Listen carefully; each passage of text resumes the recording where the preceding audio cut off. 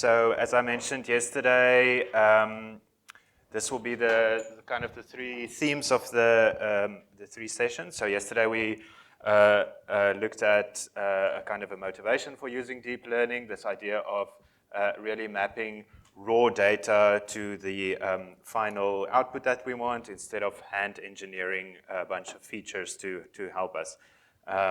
We also discussed a bit of the history of deep neural networks, where they came from, what led to their current popularity, and then we also discussed how we actually build a deep neural network, and I ended by showing you some code. So today I want to focus a bit on how these networks learn from data, and if there's time I'll also discuss a few things around regularization. Okay, so as we said yesterday, a neural network is basically a machine learning model that maps input vectors to output vectors. And in the simplest case, it's a composition of perceptrons. Perceptron is a simple linear function with some nonlinear activation. And the collection of the weights that we use in the linear function and the biases, as we discussed yesterday, those are all the parameters of the network, and for today we'll group all these parameters for all of the perceptrons across all the layers into a single vector theta. Okay? And so now to train the network, we basically want to find a best set of parameter values that will allow this network to perform whatever task we want it to do as best as possible. So we would need to define what we mean by what is a good combination, what is the best combination. So for that reason, we think of mathematical optimization. And for that, we would need to specify some objective function that we want to optimize. So in this case, we'll specify an objective function that can tell us how good a set of neural network parameters is. And the convention is usually when we train neural networks, we will minimize this objective function. And for that reason, we also refer to the objective function as a cost or an error or a loss or a residual. I made the loss in bold because that is, I think, the most popular term for this. So all of these words reminds us of this idea of minimizing the thing. We want the cost to be as small as possible. We want the error to be as small as possible, the loss to be as small as possible. So it's always minimizing this thing. Okay, so then in terms of optimization, we want to solve that thing in green. So it's basically looking for the minimum of our loss function. We'll minimize across all possible parameters. So that's the subscript theta. We'll write the loss function as a function of the parameters, because those are the things that we want to change to see how it affects the loss. And of course, we're interested in the set of parameters that give us the minimum, so that's why we have the argmin. Okay, we're not that interested in the minimum value of the loss function. We're interested in the set of parameters that give us that minimum value. Okay.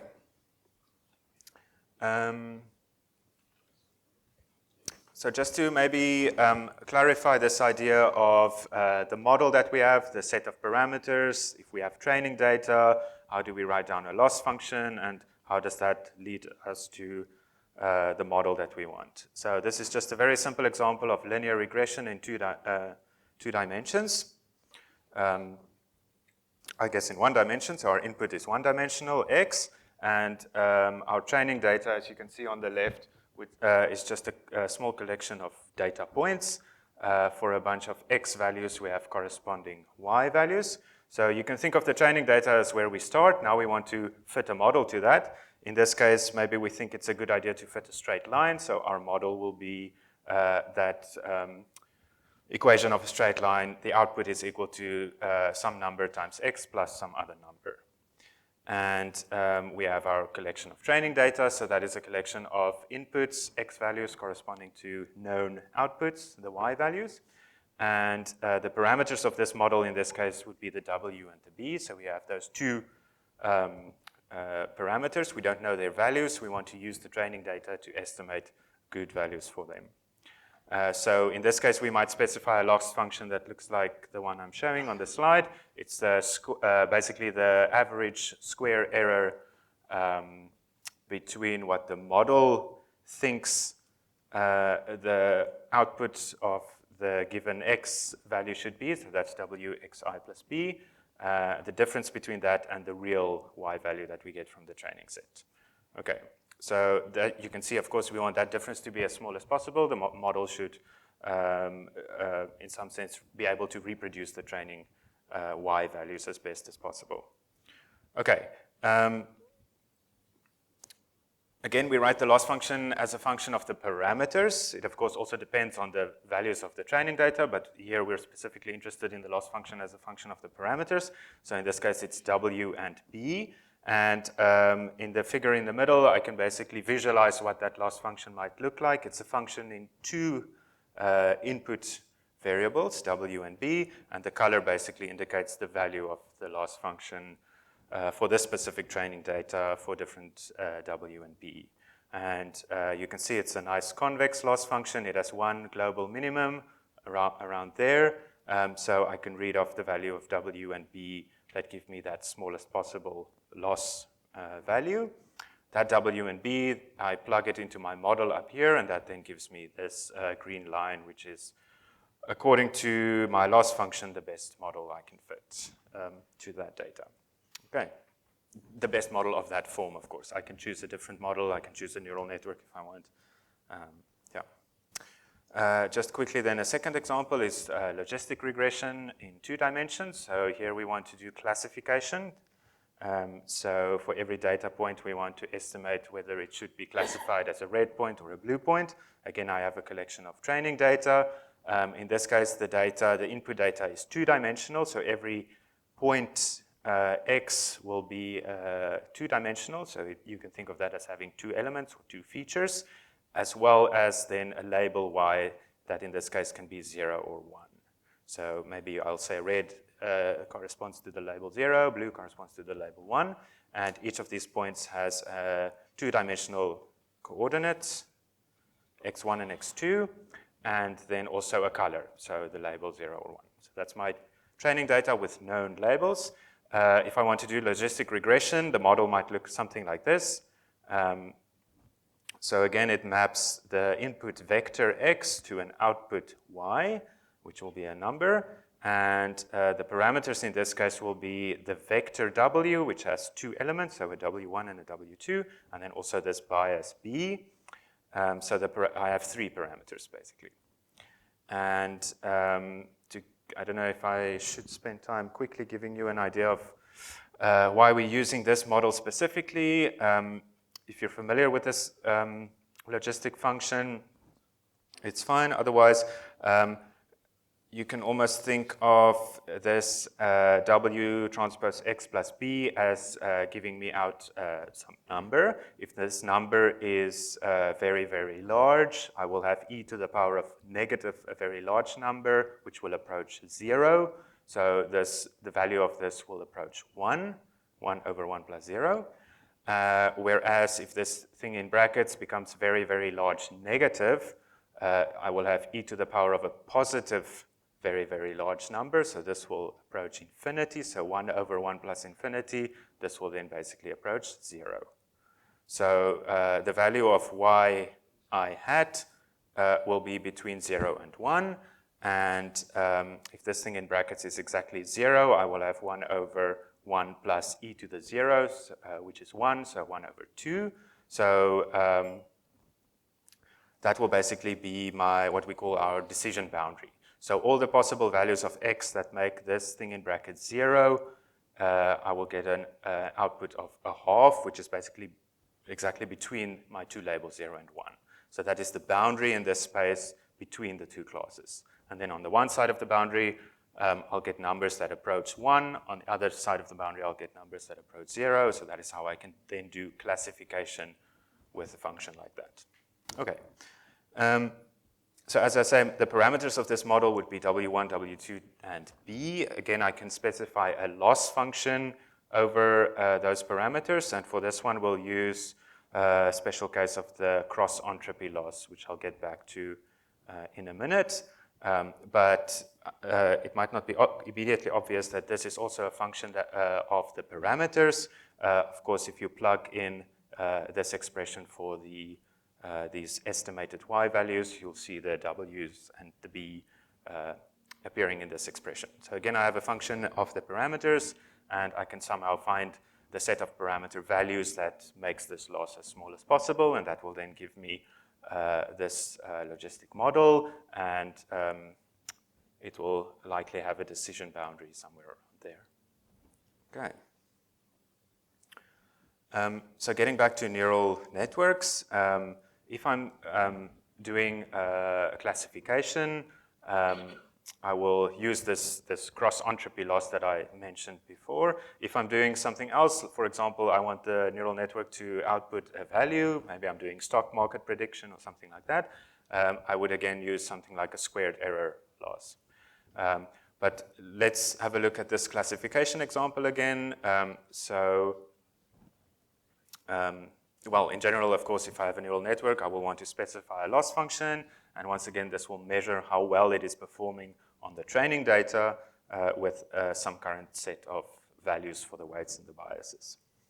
And if I'm doing classification specifically, you might remember from yesterday, we'll typically have as our output layer a softmax activation, which scales all the outputs to values between to positive values that sum to 1, and I can then think of that output vector as a probability distribution over the possible classes.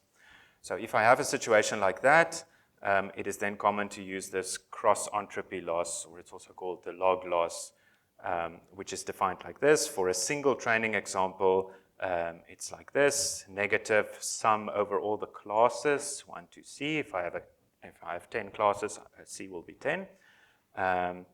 The true value of my training example at element k multiplied by the log of the network's prediction for the kth element of the output.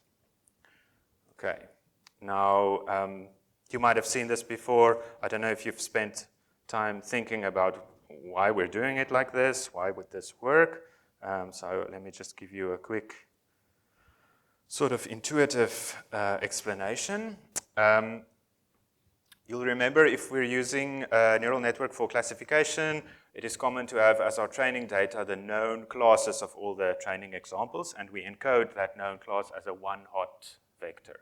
So that's a vector with the number of elements equal to the number of classes. Everything is 0 except the index of the true class, which is a 1. Which we can also think of as a probability distribution. The probability of any class is 0. The probability of the true class is 100%. That would be these values, yk, the true label. And if these are one-hot encoded, then of course they will all be 0 except one of them, the k corresponding to the correct class. So if I'm multiplying basically almost always 0 with this log, all the terms in this sum will disappear, and I will just have one term remaining, the value of k corresponding to the correct class, which will be 1 times the log of the network's prediction of the correct class as a number between 0 and 1. And then I also just have that negative there. So if I now plot this function negative log of whatever the network is predicting for class k, we get this blue curve.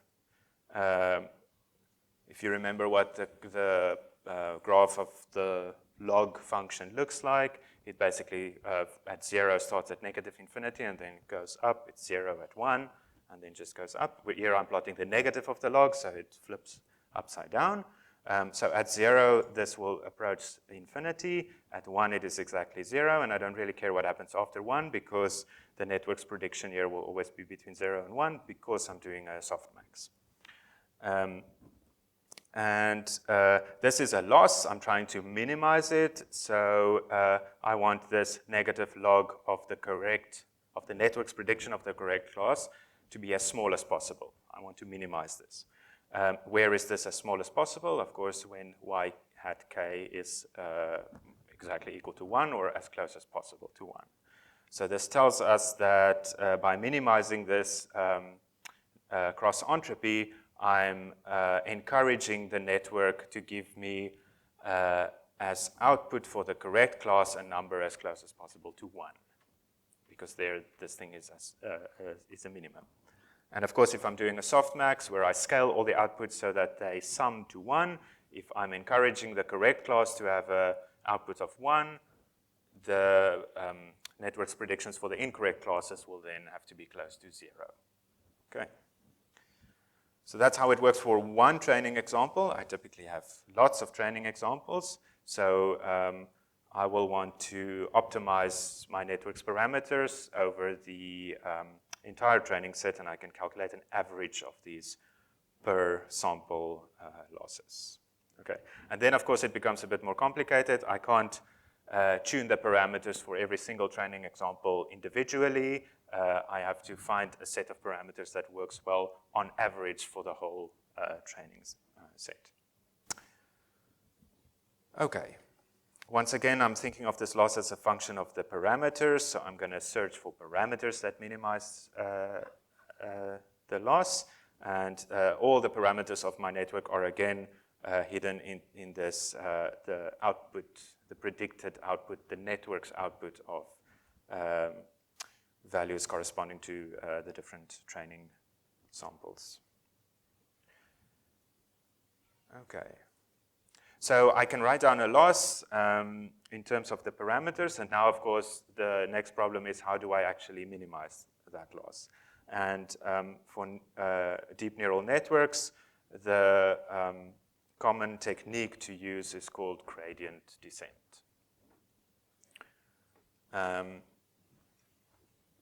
So gradient descent is a numerical optimization procedure.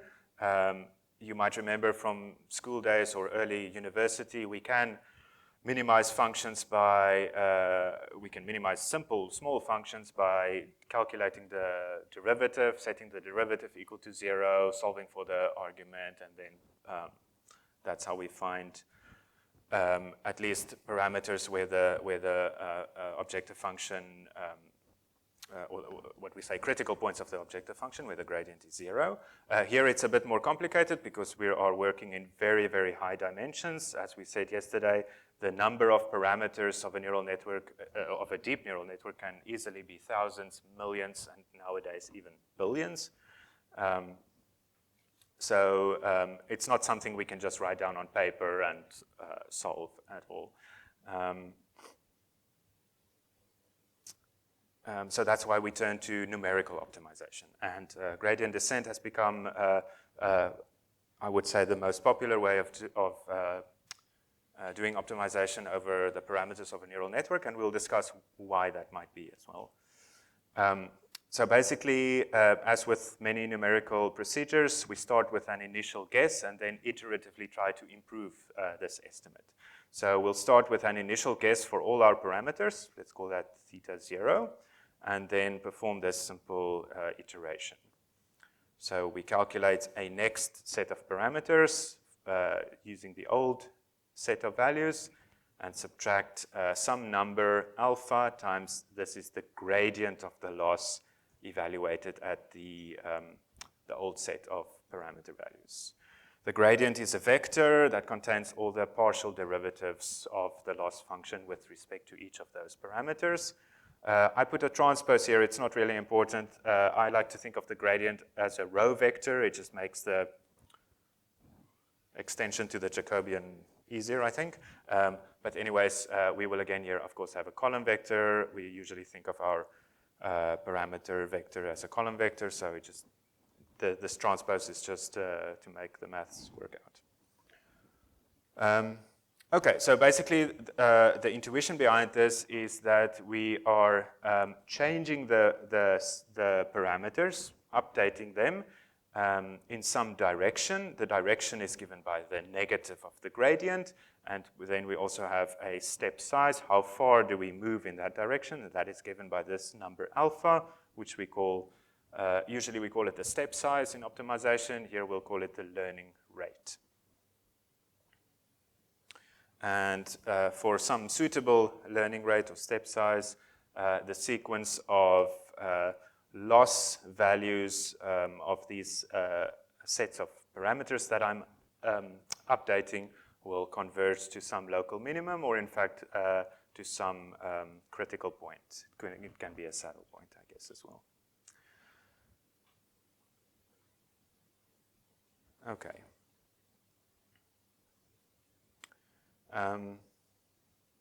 So again, maybe just to give you some more intuition about this, we should think of doing all of this in very, very high dimensions, where we, of course, can't really plot the loss function over all the possible values of the parameters. So we can't really get a global idea of what this loss function is looking like. The best we can do is to start somewhere. This is our initial guess. And then the gradient basically tells us in a very small area around where we currently are, how is the loss function changing? And the negative of the gradient, in fact, tells us in which direction is the loss function decreasing most rapidly. So this would be a bit like you're standing somewhere on a mountainous landscape. It's fog all around you, so you can't see far down to the valley where your house is, where you want to get to. All you can see is really the patch of ground on which you are standing. You can see if you take a step in this direction, it goes up. If you take a step in this direction, it goes down. So you take a step in that direction where it goes down. And then you have another look around you to see in which direction should you go. And that's basically gradient descent. Just think of that again in many, many, many higher dimensions. Now, one thing that can happen with gradient descent, unfortunately, is that it can become quite slow when we get close to the minimum. Of course, then the gradient becomes very small, so the steps we take will become small. Also, if we have what we call poorly conditioned problems, this gradient descent operation may do this sort of zigzag steps towards the minimum. So it takes many steps to even get to the minimum. The intuition for this is if you think of a narrow valley. So in South Africa, we talk about kloof. I don't know if you're familiar with this word, but it's a narrow valley, and maybe at the bottom of this narrow valley is a river that slowly goes down. So the minimum is somewhere over there. But if you're on the sides of this valley, even though if you're standing over here, the minimum is over there, so you should be moving in that direction. But if you're on this side of the slope of the valley, the direction of quickest descent would be this way. So that's what I mean here by saying the gradient will be nearly orthogonal to the direction or the shortest distance to the minimum. And what then typically happen is you take a step and you're on the other side of the value. And you have the same problem, and you take another step, and you just kind of zigzag very slowly towards the minimum. So I guess this kind of intuition is part of the reason why people have come up with slightly fancier versions or adaptations to this simple expression to try and make the training a bit quicker and a bit more robust. Of course, then also choosing an appropriate learning rate is also very important. I can't remember if it was Jeffrey Hinton or somebody who at one point said, if you're going to tune only one hyperparameter of your neural network, let it be the learning rate. That seemed, at the time when he said it, at least, that seemed to be one of the most important things to get right. So if you choose your learning rate too small, then gradient descent can be very slow, and in fact you can even converge before you even get to the minimum that you're after. If it's too large, then of course you can diverge, or you can also fail to converge, so just kind of hop around the minimum without ever actually getting to it.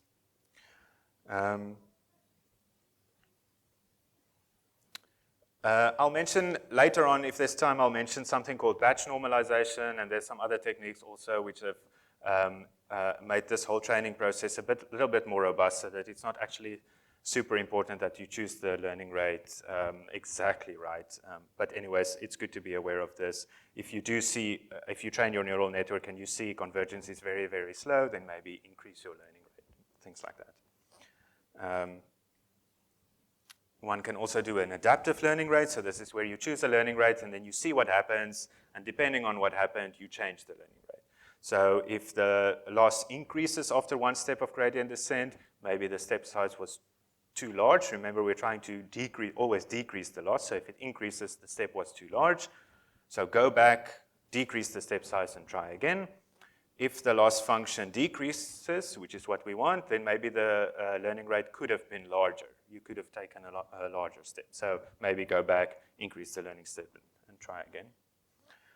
There's also something called momentum, where you basically using a kind of a history of what has already happened to guide the next steps. So I won't spend too much time on the details of this, but basically this is the expression for gradient descent from the previous slide, and then we just have this additional term, which is some scalar multiplied by the difference between parameters values at a previous step, which of course is the same as the learning rate multiplied by the gradient. So this is an indication of the gradient at a previous iteration.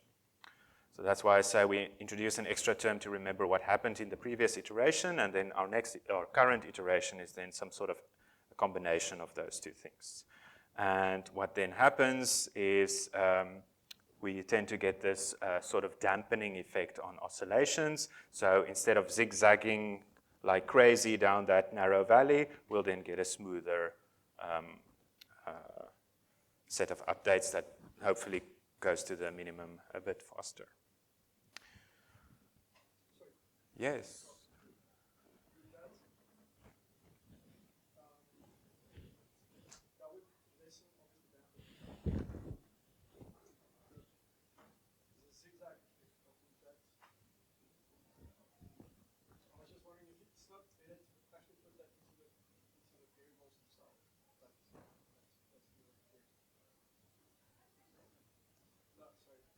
Okay. Good.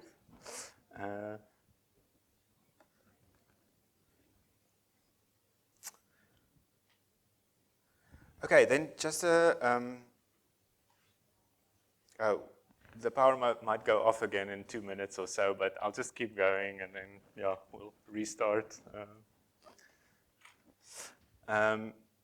So maybe just a quick word on how we would actually calculate these gradients. So for gradient descent, we do need this, the gradient of the loss function with respect to the parameters. As I said, this is a vector containing all the partial derivatives of the loss function with respect to all the parameters. Again, it's not something we want to do by hand. It's just too much. There's too many parameters. The loss function is very, very complicated.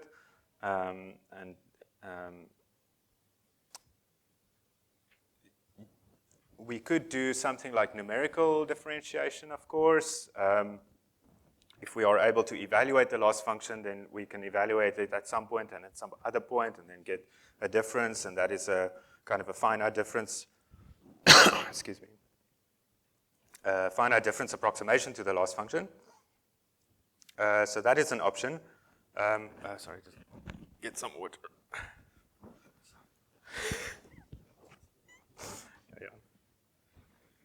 You quickly get used to balancing on one leg with this thing. Ja, so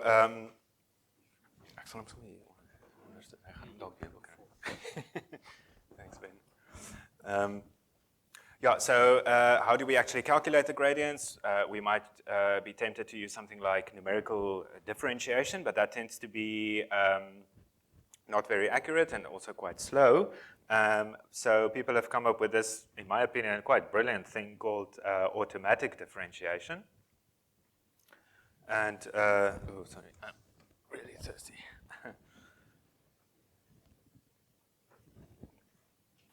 And of course, when we want to train our neural network using gradient descent. We don't actually need beautiful analytic expressions for the derivatives. We don't need to code all the... Sorry, what's going on? Yeah. There's something in my throat, I think.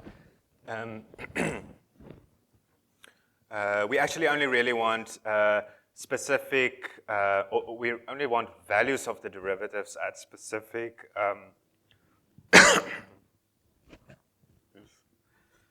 losing my voice now. Can I talk a bit softer? I'll try. Yeah, so we only want the values of derivatives at specific parameters. And what we can do is to take our loss function, the thing whose derivatives we want to calculate, and basically decompose that into what we call a computational graph. This is basically just then a set of primitive operations, additions, multiplications with a scalar. In a graph structure, so maybe we will take things that we've already computed and apply a simple operation on them, add them together or subtract them, something like that. And the idea with these primitive operations is that we can very easily and very accurately compute the derivatives of those. If I have 2 times x, the derivative of that is 2. If I have x plus y, the derivative with respect to y is 1. So it's primitive operations whose derivatives I can easily compute. And in fact, what we can do then is, using fancy things like operator overloading, is we can then reprogram these primitive operations to do their job as well as spit out the derivative of their operations. And so we're almost getting the derivatives then as an added bonus without actually having to code anything else. No computations that need to happen, but this is then a way that we can easily, in terms of writing code, and also accurately compute gradients.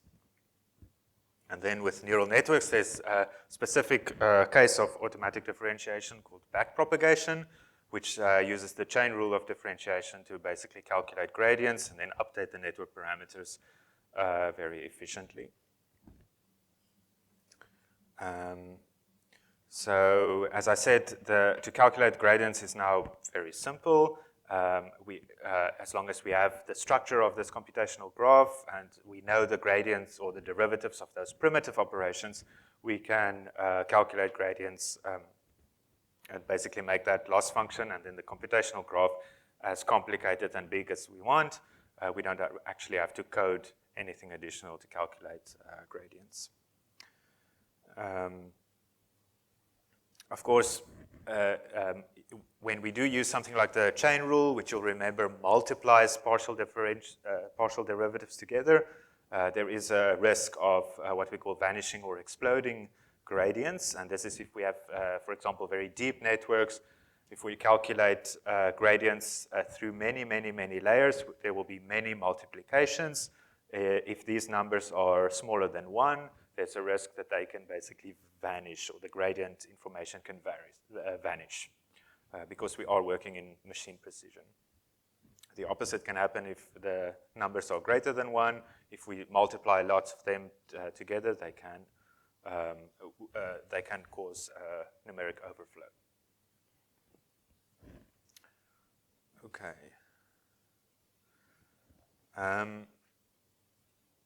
So then just a few quick words on sort of what the loss function, how it might behave in this very high dimensional space. The points on this slide are not meant to be highly theoretical. It's kind of, again, just giving you some intuition. It's also based on research from about 3 or 4 years ago, so I'm not sure if I'm sure more recent and interesting results have come out since then. So in the case of neural networks, there's some research to suggest that the stationary points, so points where the gradient is 0, are much more likely to be saddles than local minima. Saddle is, of course, a point where the gradient at the saddle, the gradient is 0, and then in some directions it decreases, and in some directions it increases. The function decreases or increases.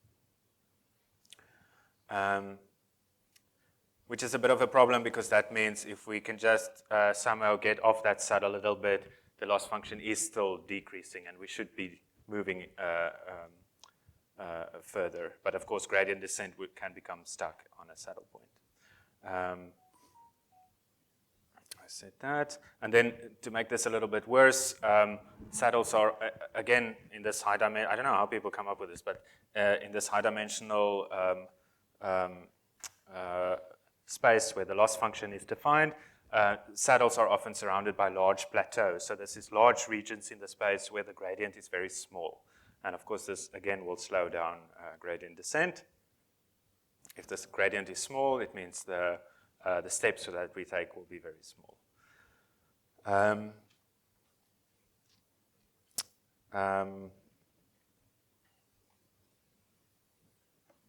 Okay, I'll skip that one.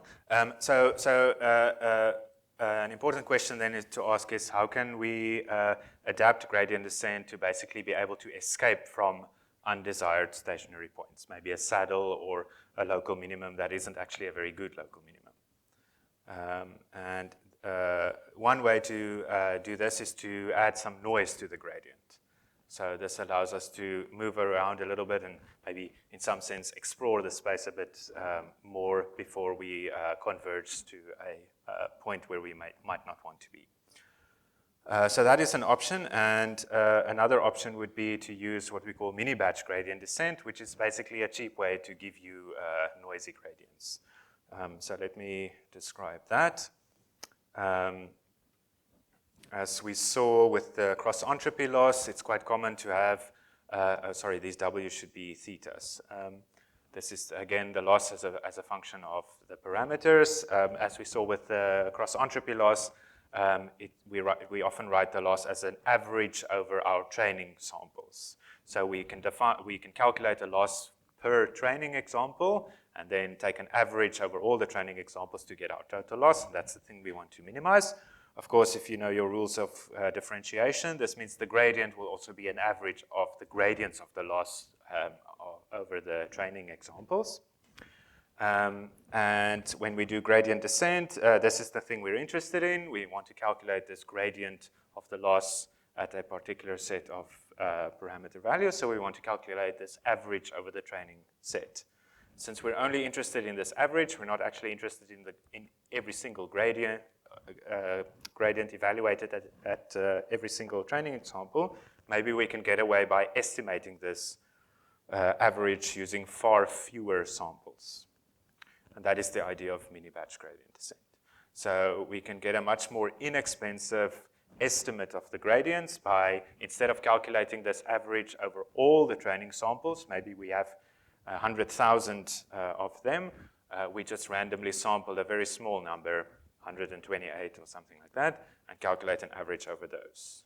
It will be an estimate of the gradient because we're estimating this average. It will be an unbiased estimate in the sense that if we repeated this random selection infinitely many times, the expectation will be the same as actually calculating this full average. So again, instead of calculating this full average, we randomly sample some of the points in our training set and just calculate an average over those. And then perform gradient descent with that noisy estimate of the gradient. If we sample all the training sets, training samples that we have, so we just do gradient descent normally, people often call that batch gradient descent. If we sample fewer than the number of training samples that we have at our disposal, that's called mini-batch gradient descent. And if at every iteration of gradient descent we take only one sample, that's usually called stochastic gradient descent or online gradient descent. Okay. Although I must say I think people do get stochastic gradient descent and mini-batch gradient descent a little bit confused. Often when people talk about stochastic gradient descent or SGD, I think in many packages also SGD actually means mini-batch gradient descent. Okay. So that is, of course, yet another hyperparameter that we will have to choose and maybe optimize over is the size of the mini batches.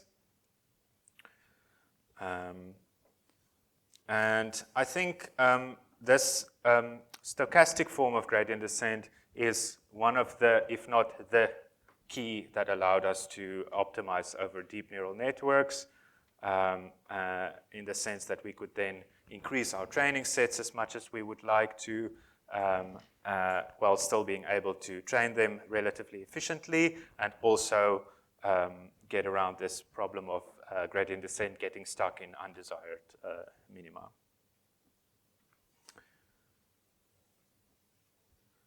Okay, just a few thoughts on how we might want to choose the mini batch size. A larger mini batch will, of course, usually require more memory. I think if you're on a bit of a budget in terms of the GPUs that you can afford, this is often a deciding factor in how big the mini batch sizes can be. How much can you fit on the memory of your graphics card? A larger mini batch will give you a more accurate estimate of the gradient. I'm not sure that's always good. As I say, it can be beneficial to have some noise in the gradients. There will be, again, because the gradients are less noisy, there will be less fluctuations in the updates. And then usually when we do mini batching, we'll take our full training set and split it up into these mini batches and then iterate over all the mini batches that we have so that the network does see all the training data at some point or another. So if we're using vector operations or vectorized operations, having fewer batches per epoch can be quicker to get through all the training samples. Yeah. And then on the other hand, a smaller mini batch could, of course, means that we will, each iteration of gradient descent will be quicker because we have less data to calculate the gradient with. There will be more noise, which can be a good thing in the gradients. And it also turns out that there's some nice theoretical convergence properties for the stochastic gradient descent, where at each iteration we pick only one. This is related to Markov processes. So just as a quick example to give you some idea of, people talk about epochs and iterations, and then now we have these mini batches as well. If you have 900 training examples and you choose a minimum mini batch size of 64 and a maximum number of epochs as 20, then what this would mean is you will take your 900 training examples and cut them up into batches of at least size 64. 900 divided by 64 is 14.0 something. So if we're thinking of our batch sizes as being a minimum, the last batch might have 65 or however many remain. So we'll have 14 batches per epoch. An epoch is basically one full scan over the training set.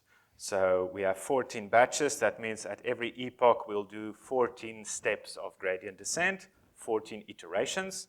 As we're saying, we want a maximum number of 20 epochs. So if there's 14 per epoch, we'll have 20 times 14, so 280 iterations of gradient descent during training. We say it's a maximum because we could be implementing something like early stopping, which I'll also get to soon. Okay, we might decide to stop gradient descent before it actually reaches this 280 iterations. Okay. What about that initialization step before we even start with our iterations for gradient descent? One option might be to initialize them all to 0 or some constant. 1 is another thing you can do. But that's usually not such a good idea because you do want the different weights to be able to learn different things. In a neural network, we have each layer basically gives us different, depending on the number of neurons, that many different combinations of the inputs. And we want these things to be different so that we can really learn rich representations of our data. If we do our weight initialization too small, then again we can get this vanishing gradient problem. If we initialize them too large, we can again get this exploding problem because of the way backpropagation multiplies them together. What many people use as a kind of a default initialization is called Xavier initialization, where you basically sample the initial values from a random distribution, maybe a Gaussian distribution with zero mean, and then a standard deviation dependent on the number of neurons that go into that specific neuron. Okay, and yeah, I'll skip that detail for now. Here's just again then a code example. This is the one we saw yesterday that I've now also just expanded a bit. So again, this is using Keras. There are many other wonderful packages available. I like this one because it's just kind of simple. We define a sequential model, so this will just be a model that has these kind of feed-forward layers. Again, we'll have 3 dense, fully connected layers. Input dimension is 4. The first layer will have 5 output nodes. The next one will have 5. The last one will have 3 with a softmax activation. And now I'm also specifying the initialization that I want on my weights in each layer. So here I chose Glorot normal. This is another word for the Xavier initialization. Okay. There's also Glorot uniform, which does something similar, but instead of a Gaussian distribution, it samples from a uniform distribution. Kernel initializer is the thing that is used to initialize the weights. There's also a bias initializer that would initialize the biases, but I ran out of space on the line, so I didn't put that in there. It just uses whatever the default is. So this is the way we can initialize the weights, or how we can choose to initialize the weights in our layers. And then I want to train my neural network. So I will start with this model.compile, which basically prepares the model to be trained.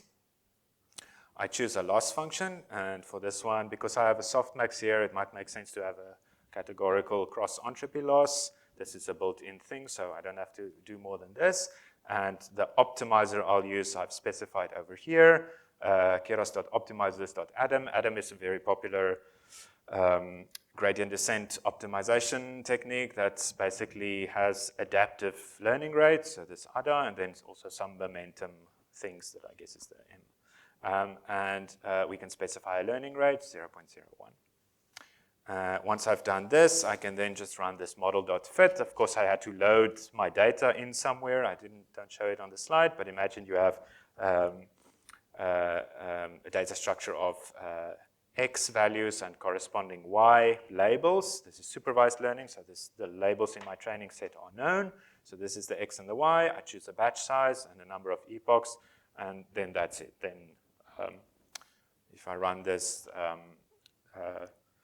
Adam optimization will be used to basically try and find all the parameters. Remember, yesterday I think we calculated it's something in the 73 parameters in this model. So this model.fit will then basically find optimal values for those parameters. And then after that, I can use the model to make predictions on new data that I haven't seen during training. Okay.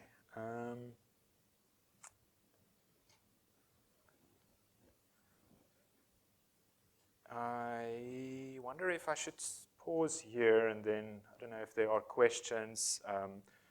And then maybe tomorrow I'll say a few things, because what remains here now is this idea of overfitting and underfitting, and then some regularization techniques that we can use in neural networks. But I think I'll include that in tomorrow's lecture, and then stop here for now. Also give my voice a bit of a rest.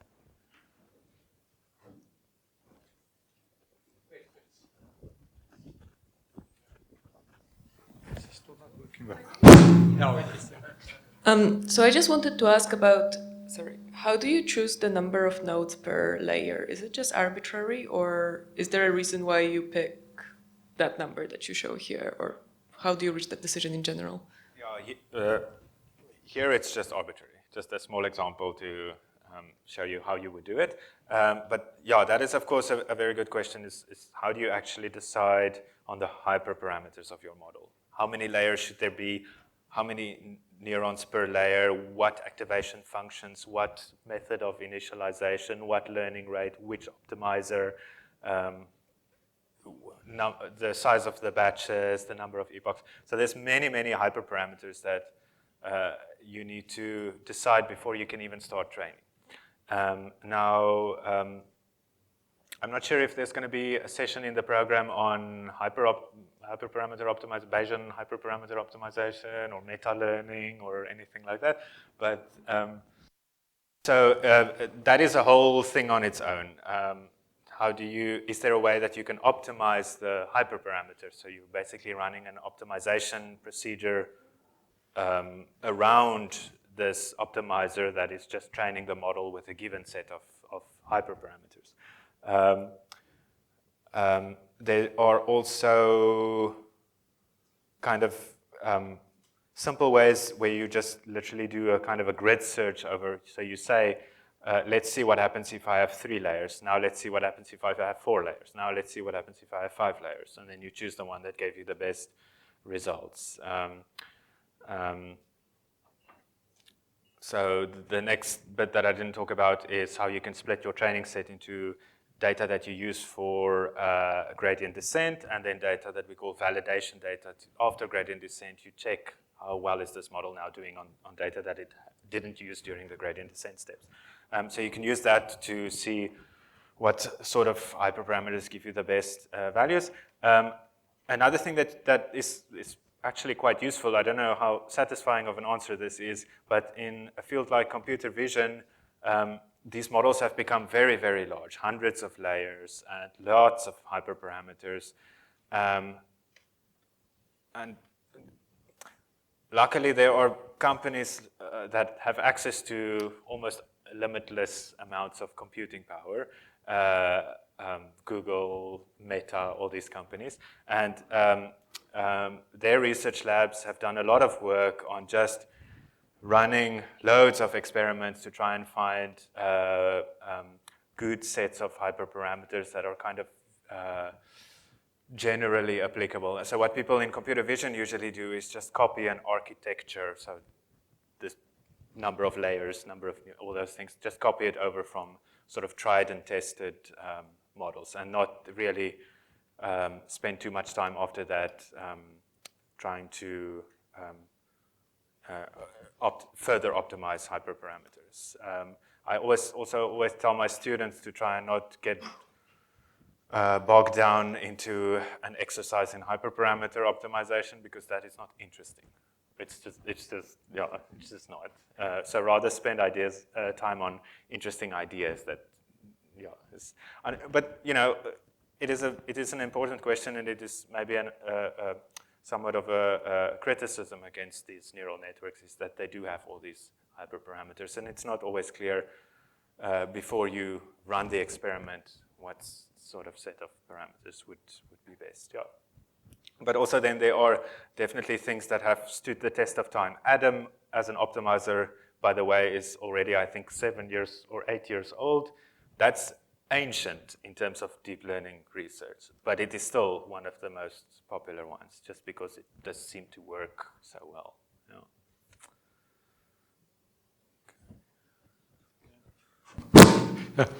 Can I maybe just add to that? And I think what Willie said is sort of the common sense approach. If you have a problem, then go out, and there's a whole zoo of already networks that people already sort of optimized. And a few years ago, if you come up with a new one, you will maybe get your name attached to that. So go to that zoo, find a neural network that's closest to the problem that you want to solve, and you will probably get a trained network anyway.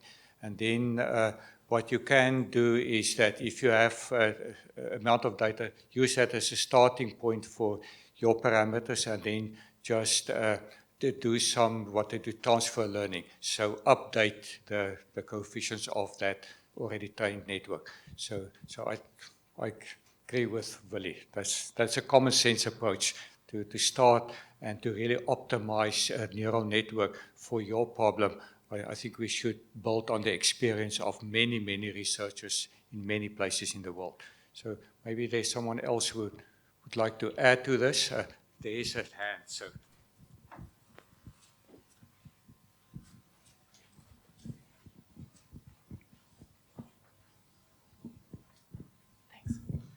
Yeah, so I had kind of a follow-up question regarding the hyperparameter optimization, because with less complex models, you would perhaps use nested cross-validation, but here that's probably too computationally expensive, so you just split it in 3 parts, test, validation, and training. But would you repeat that step? Because how do you make sure that it doesn't depend on how you split your data?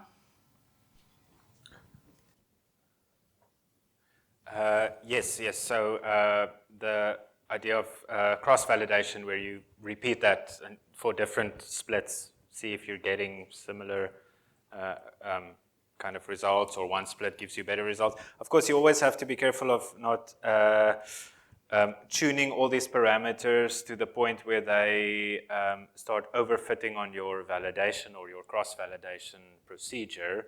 And so they do all of that perfectly, but the moment you then take it out into production or whatever, it just gives you bad results. So that is also a danger.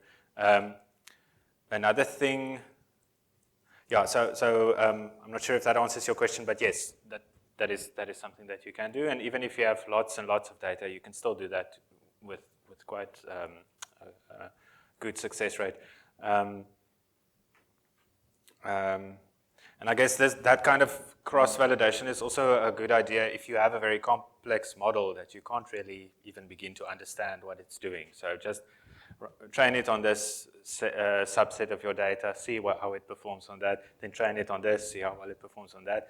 If funny things are happening, then you have to dig a bit deeper, I guess. Another thing that I just thought of is, of course, when you do something like initialization with random initialization, or of course stochastic or mini-batch gradient descent also has some randomness in it. So if you train the exact same model with these parameters on the same data, if you train it more than once, you might get different results. So what people often do nowadays in research papers is to report on a sort of mean plus or minus standard deviation of results from, let's say, 10 runs of the same experiment, just to get an idea of how stable and how reliable are the results that we're actually reporting.